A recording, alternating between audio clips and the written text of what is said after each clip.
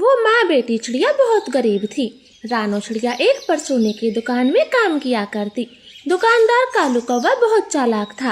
रानो दिन भर के काम खत्म कर कालू कौवे से कहती है, मालिक जी, मेरे घर पर राशन खत्म हो गया है, मुझे दाल चावल कुछ दिनों के लिए उधार दे दो। ठीक है रानो, दे देता हूँ। और तुम अपने आसपास के गरीब पक्षियों को भी मेरी दुकान पर लाया करो, मैं बेचारे उनको भी उधार राशन दे दिया करूँगा। मालिक जी, आप बहुत अच्छे पक्षी हो, वरना आजकल दुकानदार उधार के नाम से खरी खोटी सुनाकर भगाते हैं, और एक आप हो जो औरों को भी उधार देने का बोल रहे हो। फिर कालू कौवा रानो को उधार दाल चावल दे देता है, मगर वो उसके जाते ही रानो के खाते में गड़बड़ करता है। 2 किलो दाल को 3 किलो लिख देता हूँ और चावलों का कट्टा 15 से 25 केजी का लिख देता हूँ। उधार देने का यही तो फायदा है। मम्मा चिड़िया घर पहुंचकर जल्दी जल्दी दाल चावल बनाती है और अपनी बेटी गुड़िया को खिलाती। दूसरे दिन रानो अपने पड़ोसी गरीब बुलबुल और तोते को कालू की दुकान पर ले जाती है। मालिक जी, ये मेरे पड़ोसी दोस्त हैं, इनकी तनख्वाह महीने की 10 तारीख को मिलती है, इसलिए ये उधार राशन लेने आए हैं। हाँ हाँ, क्यों नहीं, आराम से राशन खरीदो, मुझे तुम पर पूरा विश्वास है। देख लिया तोते बुलबुल, मैंने कहा था ना, मालिक दिल के बहुत अच्छे पक्षी हैं। हाँ रानो, अब यहीं से सारा सामान लिया करेंगे, हमारा दुकानदार तो बहुत खरी खोटी सुनाता है। फिर कालू कौवा दोनों को सब सामान दे देता है और वो दोनों खुशी खुशी राशन लेकर चले जाते हैं। कालू कौवा उनके खाते में सामान को बढ़ा चढ़ा कर लिख देता। 10-15 दिन बीत जाते हैं। बुलबुल और तोता पैसे देने आते। कालू जी, हमारे खाते में कितने पैसे जुड़े हैं, आज हिसाब देने आया हूँ। मिट्ठू तोते, आपके खाते में 1800 रुपए जुड़े हैं और बुलबुल जी आपके 2500। लो भाई, 1800 काट लो और मेरे पैसे भी लो, पूरे 2500 हैं। ठीक है भाई, ठीक है, सामान मेरी दुकान से ही लेने आया करना। हाँ कालू भाई, अब तो आपकी दुकान पर आया करेंगे। क्यों बुलबुल जी? हाँ मिट्ठू तोते, आपने एकदम ठीक बोला। ऐसे वो दोनों पैसे देकर वहाँ से चले जाते हैं। कालू कौवा तो बहुत ज्यादा खुश हो रहा था। रानो भी अपनी तनख्वाह से राशन के पैसे कटवा देती है। किसी को भी कालू की बेईमानी पर जरा भी शक नहीं होता। समय ऐसे ही बीत रहा था। एक दिन कालू की पत्नी गोरी कौवी दुकान पर आई थी। तब एक बूढ़ी पक्षी को सामान लेने आती है। कालू बेटा, मुझे आधा किलो चीनी दे दो और एक ब्रेड का डब्बा। लो माँ जी, आपकी आधा किलो चीनी और एक ब्रेड का डब्बा। बेटा, मैं पैसे कुछ दिन में दे जाऊंगी, अभी नहीं है, खाते में लिख लो। कोई बात नहीं माँ जी, आराम से पैसे दे जाना, मुझे कोई चिंता नहीं। सामान उठाकर वो बूढ़ी पक्षी वहाँ से चली जाती है। कालू उसके खाते में एक सामान को लिख देता है। तब गोरी कौवी कहती है, पति जी, वो बूढ़ी पक्षी तो आधा किलो चीनी लेकर गई, फिर आपने 1 किलो क्यों लिख दी? ऐसे लिखूंगा तभी तो मुनाफा होगा। पति जी, ये बेईमानी होगी और बेईमानी के पैसे कभी नहीं छजते। बेचारी बूढ़ी पक्षी ने कितनी मेहनत से कमाए होंगे। तू अपना मुंह बंद रख, इन्हें उधार देने का यही तो एक मजा है, वरना हमें क्या गर्ज जो इन्हें उधार सामान दे। ना पति जी, हमारा एक ही तो बेटा है, हम कम मुनाफे में भी अपना गुजारा कर लेंगे, मगर ऐसे हराम की नहीं खाएंगे। छोड़ दे, ये गलत काम करना छोड़ दें। आज के बाद दुकान में कदम भी न रख देना, आई बड़ी, चल घर जाकर चूल्हा चौखा संभाल। कालू कौवा ऐसे धमकाकर गोरी कौवी को दुकान से घर भेज देता है। वो गरीब पक्षियों के साथ ऐसा ही किया करता। दिन बीतते गए। अब तो जंगल के सारे पक्षी कालू की दुकान पर ही सामान खरीदने आते, जिससे कालू कौवे की दुकान अच्छी खासी चलने लगी थी। कालू मालिक जी, मुझे आपकी दुकान पर काम करते करते कई साल बीत गए, तनख्वाह वही 2000 रुपए है, अब तो थोड़ी तनख्वाह बढ़ा दो। नहीं चिड़िया, 2000 बहुत है, आखिर काम ही कितना है जो मैं पैसे बढ़ाऊंगा। ठीक है, तो मुझे कहीं दूसरी जगह काम खोजना पड़ेगा, 2000 में घर खर्च बहुत मुश्किल से चलता है। ऐसे बोलकर रानो चिड़िया अपने काम पर लग जाती। रात को कालू कौवा सोचता है, अगर ये गरीब चिड़िया दुकान से चली गई तो कई सारे ग्राहक पक्षी दूसरी दुकान पर चले जाएंगे और मेरा बहुत नुकसान होगा। नहीं, मैं 500 रुपए बढ़ा दूंगा। फिर दूसरे दिन कालू कौवा चिड़िया के पैसे बढ़ा देता है। अब तो ठीक है ना रानो चिड़िया, मैंने पैसे बढ़ा दिए हैं, अब तुमको दुकान पर और भी ग्राहक लाने पड़ेंगे। हाँ हाँ ठीक है मालिक जी, ग्राहकों की तुम चिंता मत करो। ऐसे रानो चिड़िया भी बहुत खुश हो जाती है और अपने सारे जानने वाले को कालू की दुकान पर लाने लगती। एक दिन रानो का पड़ोसी कबूतर कहता है, चिड़िया बहन, लूसी की बीमारी में सारे पैसे खर्च हो गए, घर खर्च के लिए कुछ भी नहीं है। मैंने सुना है आपका मालिक उधार राशन देता है। हाँ हाँ कबूतर भाई, आप चिंता ना करें, मेरे साथ चले। कालू मालिक गरीबों पर दिया करते हैं, इसलिए तो उधार सामान खुशी खुशी देते हैं, मना नहीं करते। फिर कबूतर रानो के साथ कालू कौवे की दुकान पर चला जाता है। कबूतर ऊंचे घर से था, इसलिए वो बहुत सारा सामान खरीदता। कालू तो मन ही मन खुश हो रहा था। भाई जी, मेरी पत्नी बीमार पड़ गई, वरना मैं उधार सामान नहीं लेता। अरे अरे, मुझे कोई दिक्कत नहीं, मैं तो हर जरूरतमंद को उधार सामान देता हूँ। अब आप मेरी ही दुकान पर आया करो। ऐसे सामान खरीदकर कबूतर अपने घर आ जाता है। वो एक एक सामान की लिस्ट बनाता और बाहर रखता। दूसरी तरफ कालू कौवा कबूतर के खाते में गड़बड़ कर रहा था। फिर उसी शाम कालू का बेटा अचानक से बेहोश हो जाता है। वो दोनों उसे हॉस्पिटल लेकर जाते। डॉक्टर जी, मेरे जग्गू को क्या हुआ जो आपने उसे आईसीयू में रखा है? देखिए, जग्गू को कुछ दिन आईसीयू में रखना पड़ेगा, उसकी हालत बहुत नाजुक हो गई है। आप फीस जमा कराएं। कालू कौवा एक दिन के 10,000 रुपए जमा कराता है। पूरे 8 दिन के बाद जग्गू आईसीयू से बाहर आता। देखे कालू, मैंने कहा था बेईमानी के पैसे कभी नहीं छजते। अब देख लिया नतीजा, 1 हफ्ते में सारे पैसे खत्म हो गए। ऊपर से हमारे बेटे जग्गू को भुगतना पड़ा, कितनी दवाइयाँ खानी पड़ी। कालू कुछ नहीं बोलता। वो जग्गू को घर ले आते हैं। पैसे देने कबूतर आता है। भाई जी, मैं कल भी आया था, आपकी दुकान बंद थी। मेरे खाते में कितने पैसे जमा हैं? बहुत देर में कालू कौवा हिसाब लगाता है और कबूतर को पैसे बताता। जी, आपके 950 रुपए हुए। दो भाई, आपका हिसाब एकदम ठीक है, मेरे भी 950 ही जुड़े हैं। कबूतर पैसे देकर चला जाता है। तब उसकी पत्नी गौरी कहती है, अच्छा हुआ जो कबूतर को ईमानदारी के पैसे बताए, वरना आज आपकी इज्जत भी चली जाती और फिर दुकान पर एक ग्राहक भी नहीं आता। हाँ गौरी, अब मेरी आंखें खुल गई हैं। आज से मैं ईमानदारी से दुकान चलाऊंगा, 1 रुपए की बेईमानी नहीं करूंगा। फिर उस दिन के बाद कालू कौवा हिसाब में जरा भी गड़बड़ नहीं करता और ईमानदारी से दुकान चलाता है। तो प्यारे दोस्तों, आपको हमारी कहानी कैसी लगी कमेंट करके जरूर बताएं और चैनल को सब्सक्राइब करना ना भूलें। आपका धन्यवाद। रानो, कितना अच्छा मौसम है, जल्दी से मेरे लिए प्याज के पकौड़े बना दे। जी मालकिन, मैं अभी बनाती हूँ। गौरी, मौसम जरा सा खराब नहीं होता, तुम्हारी जुबान तो चटोरी हो जाती है। हाँ कालू, अब मैं क्या करूँ, जरा सी बूंदे गिरते ही मेरा मन पकौड़े खाने का करता है। रानो, तू क्या सुन रही है? चलो जल्दी से हमारे लिए पकौड़े बना। ऐसे कौवों की नौकरानी चिड़िया रसोई घर में जाती है और स्वादिष्ट प्याज के पकौड़े बनाने लगती। पकौड़ों की खुशबू पूरे घर में फैल जाती है और कुछ ही देर में रानो गौरी कालू के लिए पकौड़े लाती है। वाह रानो, तेरे हाथों में तो जादू है, पकौड़े खाकर मजा ही आ गया। गौरी मालकिन, मेरी माँ भी ऐसा ही कहती थी, उन्हें भी मेरे हाथ के पकौड़े बहुत अच्छे लगते थे। ऐसे रानो बातें करे जा रही थी और कालू गौरी सारे पकौड़े चट कर जाते। वो एक पकौड़ा भी नहीं छोड़ते। वाह रानो, पकौड़े हो तो ऐसे, वरना ना हो। मालिक, अब मैं चलती हूँ, बारिश थोड़ी कम है, कहीं ज्यादा पड़ने लगी तो घर कैसे जाऊंगी। हाँ रानो, जाओ और अपने बच्चों को देखो। ऐसे रानो हल्की हल्की बारिश में अपने घर जा रही थी।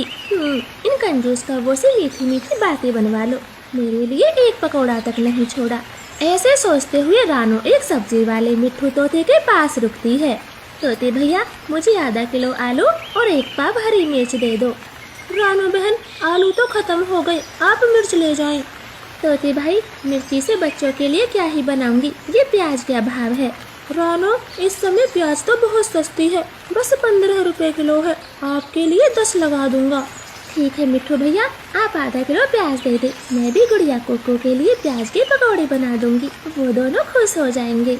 ऐसे रानो आधा किलो प्याज खरीद लेती है और घर जाकर गर्मा गर्म प्याज के पकौड़े बनाती। मम्मा, आज तो मजा ही आ गया, ये प्याज के पकौड़े तो बहुत टेस्टी है। गुड़िया दीदी, मैं तो कहता हूँ बारिश हर दिन आए और मम्मा ऐसे ही रोज रोज प्याज के पकोड़े बनाए। ऐसे वो तीनों पकोड़े खाकर सो जाते हैं। सुबह हो जाती है। बारिश तो और भी तेज हो गई थी। रानो भागी भागी कौवों के काम पर जाती है। वो बारिश में पूरी भीग गई थी। गौरी मालकिन, बारिश बहुत तेज है, मैं तो पूरी भीग गई। रानो, हर बारिश में तुम्हारा यही ड्रामा, एक छाता क्यों नहीं ले लेती? कौवे मालिक, घर के खर्चों से 1 रुपया भी नहीं बच पाता, मैं छाता कैसे खरीदूं? कालू, तुम बातें बनाना बंद करो। रानो, तू कुछ बढ़िया सा बना दे, बहुत तेज भूख लगी है। चिड़िया रसोई में खाना बनाने जाती है। गौरी कालू कौवे को डांट रही थी। कालू, आप इस रानो को तनख्वाह की याद मत दिलाओ, महीना पूरा होने वाला है, कहीं इसने पैसे मांगने शुरू कर दिए तो? गौरी, तो क्या आप रानो को पैसे नहीं दोगी? दूंगी, लेकिन 2-3 महीने ऊपर चढ़ाकर। अब महीना पूरे होने में बस 4 दिन है, फिर तनख्वाह लेकर सबसे पहले छाता लाऊंगी और गुड़िया कोको के लिए जूते। ऐसे रानो गौरी के घर का सारा काम खत्म करती है। 4 दिन भी बीत जाते हैं, मगर बारिश रुकने का नाम नहीं ले रही थी। एक शाम चिड़िया ने कौवों के घर का सारा काम खत्म कर दिया था। रानो, अब तुम जाओ, बारिश कहीं तेज होगी तो फिर तुम जा नहीं पाओगी। हाँ मालकिन, बस निकलने वाली हूँ। वो मैं कह रही थी, आप मेरी तनख्वाह दे दें, कल ही महीना पूरा हो गया था। हाँ, हमें पता है महीना पूरा हो गया, लेकिन कान खोल कर सुन ले, पैसे तो अगले महीने मिलेंगे। ये क्या कह रही हो गौरी मालकिन, मुझे तो पैसों की सख्त जरूरत है। रानो, काम करो या मत करो, पैसे तो 2 महीने के दूंगी और रोज रोज तुम मेरे कान नहीं खाओगी। अब जाओ यहाँ से। ऐसे गौरी रानो को घर से बाहर कर दरवाजा लगा लेती है। रानो तेज बारिश में घर जा रही थी। वो बहुत दुखी थी। तब सब्जी वाला मिट्ठू तोता उसे आवाज देता। रानो बहन, जरा सुने तो। हाँ मिट्ठू भैया बोले, बारिश बहुत तेज है, आज मुझे कोई सब्जी नहीं लेनी, मेरे पास रुपए नहीं है। रानो बहन, आप रुके तो सही। रानो मिट्ठू तोते के पास चली जाती है। रानो बहन, मैं ये कह रहा था, आप ये प्याज फ्री में ले जाएं और बच्चों को खूब पकोड़े खिलाएं। मगर क्यों मिट्ठू भैया, आप फ्री में क्यों दे रहे हो? दरअसल रानो, बारिश के मौसम में प्याज मेरे खेतों में सड़ रही है, अगर थोड़ी बहुत किसी को फ्री में दे दूंगा तो कोई फर्क नहीं पड़ेगा, आप ले जाएं। रानो वो प्याज लेकर अपने घर चली जाती है। अपने बच्चों के लिए उदास मन से पकोड़े बनाती और कालू कौवों की सारी बात बताती। बताओ गुड़िया, मैं काम पर कैसे जाऊं? उस गौरी ने पैसे मांगते ही आंखें दिखा दी, प्यार से भी तो मना कर सकती थी, मेरे मुंह पे दरवाजा लगा दिया। मम्मा, आप वहाँ पर काम पर न जाएं। बेटा कुकू, फिर मैं क्या करूँगी? मम्मा, आप प्याज के पकोड़े बेचना शुरू करें, बारिश के मौसम में प्याज के पकोड़े सबको खूब पसंद आएंगे। हाँ गुड़िया बेटी, और प्याज भी खूब सस्ती है, मैं ये पकोड़े ही बेचूंगी। फिर रानो बारिश में ही सुनार उल्लू के पास जाती है और अपना हार बेचकर कुछ पैसे लाती और उन पैसों से एक रेहड़ी खरीदकर प्याज के पकोड़े बेचना शुरू करती है। बारिश के मौसम में गर्मा गर्म पकोड़े खूब बिकते हैं। रानो की तो अच्छी बिक्री होती। कालू, बहुत तेज भूख लगी है, आप प्लीज खिचड़ी बना दे। रानो को तो तुमने भगाया है, अब तुम ही बनाओ खिचड़ी, वरना मैं तो पैसे दे ही देता। गौरी को खाना बनाने में बड़ा आलस आता है। कालू, आप रानो के घर जाएं और उसे बुला लाएं, मैं उसे आते ही पैसे दे दूंगी। कालू कौवा रानो के घर जाता है, लेकिन रानो तो अपने ठेले पर पकोड़े बेच रही थी। रानो, प्लीज काम पर चलो और अपने पैसे साथ के साथ ले लेना। कौवे मालिक, अब मैं तुम्हारे यहाँ काम कभी नहीं करूँगी, मेरे प्याज के पकोड़े का काम बहुत अच्छा चल रहा है। कालू उदास मन से अपने घर चला जाता और गौरी को डांटते हुए कहता है, 2000, बस 2000 में रानो घर का सारा काम कर रही थी, मगर नहीं, तुम किसी को टिकने नहीं देती। अब जल्दी से खाना बना कर लाओ, बहुत तेज भूख लगी है। ना चाहते हुए गौरी खाना बनाती है और इधर रानो प्याज के पकोड़े बनाकर दिन के 600-700 रुपए आराम से कमा रही थी और अपने बच्चों के साथ बहुत खुश थी। प्लीज प्यारे दोस्तों, हमारी कहानी को लाइक और चैनल को सब्सक्राइब करें। आपका धन्यवाद। चिड़िया बहन, थोड़ा दाना देना, बहुत तेज भूख लगी है। गौरी, तुम हर दिन मेरा दाना मांगने आ जाती हो, कभी सोचा भी है मैं ये दाना कितनी मुश्किलों से लाती हूँ, जिसे तुम मांग कर खा जाती हो। चिड़िया, थोड़ा सा दाना ही तो मांगा है, आप तो बड़ी बड़ी सुनाने लगी। गौरी, मना करने में मुझे शर्म आती है कि इतनी रात में आपकी वजह से भूखी सोई हूँ, लेकिन तुम हो जरा भी दाना मांगने में शर्म नहीं करती। गौरी कभी चुपचाप वहाँ से चली जाती है। उसे चिड़िया की बातों का बहुत बुरा लगता है। ऐसे ही दिन गुजर रहे थे। फिर एक दिन जंगल में लकड़हारा इंसान आता है और कौवे के पेड़ को काटने लगता है। हाँ भाई, ये पेड़ काफी पुराना है और इसकी लकड़ी भी ज्यादा है। अब तो इसी पेड़ को काट कर घर ले जाऊंगा। फिर वो इंसान अपनी मशीन से पेड़ को काटना शुरू करता है। उसी पेड़ पर बुरे कौवों का घोंसला था जो गहरी नींद में सो रहे थे। गौरी, गौरी जागो, जल्दी जागो, भयानक तूफान आया है, पूरा घोंसला हिल रहा है। गौरी कभी हाँफते हुए उठती और अपने घर से बाहर निकल कर देखती। गौरी तो बहुत गुस्से में आती है। रुको रुको इंसान, इस पेड़ को ना काटो। वो इंसान अपनी कटर मशीन रोक देता है। ये क्या कर रहे थे? बड़ी मुश्किलों से हम पक्षी अपना घर बनाते हैं और एक तुम हो जो काटने में जरा भी शर्म नहीं करते। माफी कौवो, मुझे तुम पक्षियों का घोंसला दिखाई नहीं दिया। मैं किसी दूसरे पेड़ को काट लूंगा, मुझे माफी दे दो। लकड़हारा इंसान वहाँ से जाने लगता है। तभी गौरी कभी उसे रोक लेती है। सुनो सुनो इंसान जी, हमारे बगल वाले पेड़ पर कोई नहीं रहता, आप उसे काट लें। लेकिन यहाँ भी किसी पक्षी का घोंसला बना हुआ है, मैं नहीं काटूंगा। ना ना इंसान, ये घर तो बेकार है, बहुत दिनों से खाली पड़ा है, आप इसे ही काट लें। हम भी तो जानते हैं यहाँ कोई नहीं रहता। कौवो, तुम्हारा बहुत बहुत धन्यवाद मुझे सही पेड़ बताने के लिए। मैं तुम दोनों को अपना भोजन दूंगा, ये मेरी पत्नी ने बनाया है। फिर वो इंसान अपने डब्बे से रोटी निकालकर कौवों को दे देता है। दोनों कौवे तो रोटी खाने लगते हैं और इंसान पेड़ को काट के उसकी लकड़ी अपने घर ले जाता है। कौवे के तो मजे ही आ गए थे। गौरी, हमने चिड़िया का पेड़ कटवा दिया, अब चिड़िया आएगी तो क्या कहेगी? क्या कहेगी? मुझे बड़े भाषण दे रही थी, थोड़ा सा दाना क्या मांग लिया, मुझे ज्ञान ही देने लगी। समझने लगी हम कोई भिखारी पक्षी हैं। उसे अब पता चलेगा जब चींची करके रोएगी। शाम हो गई थी। छोटी चिड़िया दाना लेकर वापस आती है तो बहुत दुखी होती। वो कौवों से पूछती है, मेरा घर कहाँ गया? और पेड़ भी नहीं है। गौरी, मेरा घर कहाँ गया? आपने कुछ देखा? छोटी चिड़िया, आज एक लकड़हारा इंसान आया था, वही तुम्हारे पेड़ को काट कर ले गया होगा। कालू भैया, आप उसे रोक भी तो सकते थे, पेड़ काटने को मना कर देते, मेरा घर टूट गया। चिड़िया, अब रोने से क्या होगा? तुम तो हर समय दाना दाना खोजती हो, घर की भी रखवाली करनी पड़ती है जैसे कि हम करते हैं। गौरी, कृपया आज रात तुम मुझे अपने घर में आसरा दे दो, कल मैं अपना दूसरा घर बना लूंगी। हाँ चिड़िया, तुम हमारे घर में रह सकती हो, मगर आज का जो भी भोजन तुम्हें मिला है वो आधा हमको देना होगा। बाहर सर्दी का मौसम था, इसलिए चिड़िया गौरी को अपना आधा भोजन दे देती है और रात को कौवों के घर में सोती है। सुबह हो गई है, अब मैं चलती हूँ, घर भी तो बनाना है और भोजन ढूंढने भी जाना है। इतना बोलकर छोटी चिड़िया कौवों के घर से चली जाती है और रात होने तक अपना छोटा सा घोंसला बना लेती। चलो आज तो मैं इसी घोंसले में सो जाती हूँ, कम से कम कौवों को भोजन तो नहीं देना होगा। रानू चिड़िया थोड़े से दाने चावल के खा के सो जाती है। इधर कौवे तो भूखे थे। कालू, काश चिड़िया का घर कभी न बन पाए और हम कल की तरह चिड़िया का भोजन खा पाते। गौरी, बस आज सोने दो चिड़िया को, कल मैं चिड़िया का घर फिर से तुड़वा दूंगा। ऐसे अगले दिन कालू कौवा चिड़िया के पेड़ को काट देता है। कुछ देर बाद रानो दाना लेकर आती है। कालू, गौरी, आज मेरा पेड़ फिर से नहीं है, किसी ने फिर से काट दिया। चिड़िया, वो लकड़हारा इंसान फिर से आया होगा और घोंसले को खाली देखकर तुम्हारे पेड़ को काट दिया होगा। हाँ चिड़िया, तुम अपने घर की रखवाली करने के लिए किसी पक्षी को बिठा कर जाया करो, फिर आपका पेड़ कोई नहीं काटेगा। कालू भैया, आप दोनों मेरे घर के पास रहते हो, आप ही मेरे घर की रखवाली कर दिया करना। हाँ हाँ चिड़िया, क्यों नहीं, रखवाली तो हम कर लिया करेंगे, बस शाम को आप हमें तिहाई का भोजन दे दिया करना। चिड़िया सोच में पड़ जाती है। रोज रोज घर बनाने से तो अच्छा ही होगा मैं इन कौवों को भोजन दे दिया करूँ। ठीक है कालू गौरी, मैं अब से आपके लिए भोजन लाया करूँगी।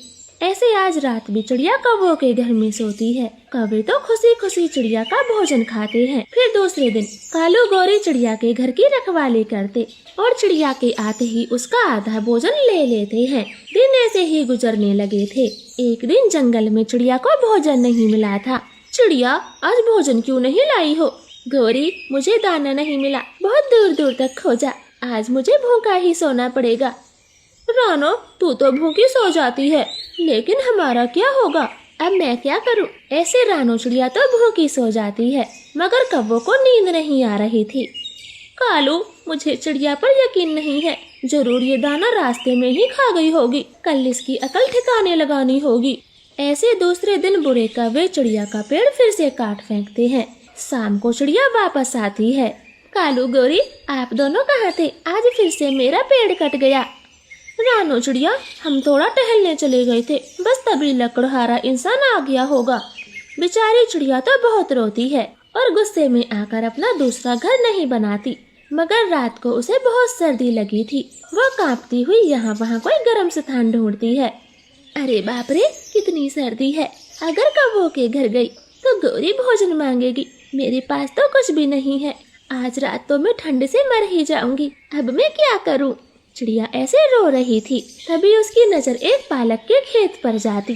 वो पालक के पत्तों से अपना घर बनाना शुरू करती है। वही लकड़हारा इंसान देख लेता है। रुक छोटी चिड़िया, तूने मेरी पालक की सब्जी से घर क्यों बनाया? तुझे तो मैं अभी बताता हूँ। इंसान जी, कृपया मुझे माफ करे, लेकिन मैं मजबूर हूँ। कोई लकड़हारा इंसान मेरा घर हर रोज काट फेंकता है, इसलिए मैंने पालक के पत्तों से घर बनाया है, ताकि कोई फिर से मेरा घर ना काट पाए। लकड़हारे इंसान को चिड़िया पर दया आती है। चिड़िया, ये पेड़ मेरा है, इसको कोई नहीं काट सकता, इसलिए तुम यहाँ बेफिक्र रह सकती हो। फिर रानो चिड़िया पालक के घर में खुशी खुशी रहने लगती है और इधर दोनों कौवे भूख से मरते हैं। वो अगले दिन चिड़िया के पालक घर को तोड़ने आते। उन्हें ऐसा करते इंसान देख लेता है। वो भाग के कौवों की पूंछ पकड़ लेता है और खूब मार लगाता। कौवों, आज के बाद चिड़िया को तुमने तंग किया तो मैं बहुत मारूंगा। ना इंसान जी, हमें छोड़ दो, हम चिड़िया को तंग कभी नहीं करेंगे। हमारा आपसे वादा है, हमें छोड़ दें। इंसान कौवों की पूंछ छोड़ देता है। कौवे तो वहाँ से भाग निकलते हैं। चिड़िया ये सब देखकर बहुत खुश होती। प्लीज प्यारे दोस्तों, हमारी कहानी को लाइक और चैनल को सब्सक्राइब करें। आपका धन्यवाद।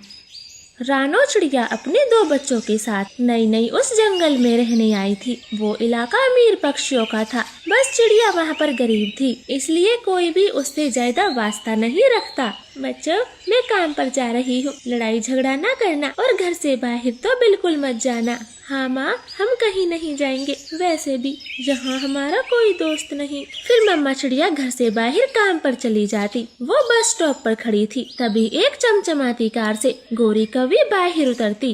अरे, ये तो मेरे घर के पास रहती है और इनका नाम गौरी है। मैं जाकर पूछ लेती हूँ, इतनी सुबह सुबह यहाँ कैसे आना हुआ।